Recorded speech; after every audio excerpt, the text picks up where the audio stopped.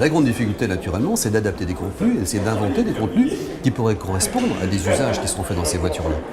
Vous imaginez bien que si vous faites un transport dans une voiture autonome qui vous emmène, qui vous fait traverser la France, vous avez 5 ou 6 heures ou 7 heures de route dans cette voiture-là, la nuit, vous n'allez pas forcément regarder la télévision, écouter la radio, vous dormirez. Peut-être que vous aurez besoin d'un contenu très très particulier.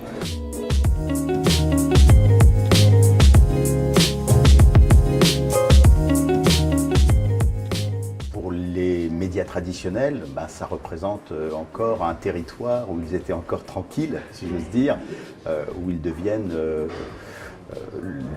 rencontrent le risque d'une concurrence extrêmement importante, notamment de la part des GAFA.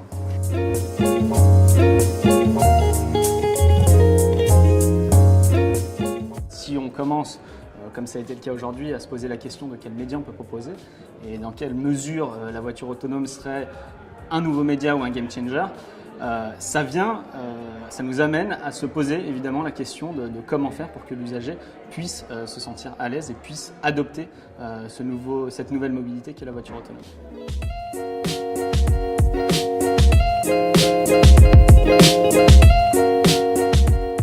Une carte postale vidéo, il y a des gens qui avant nous sont passés par le même chemin, on fait d'autres cartes postales vidéo, on les échange, on est à telle vitesse sur la route, on a fait telle vidéo qui correspond à la vitesse à laquelle on roule, on l'échange avec d'autres gens qui ont exactement la même vitesse. C'est ces nouveaux formats-là, des formats de la mobilité mais de l'instantanéité et du partage de cette instantanéité.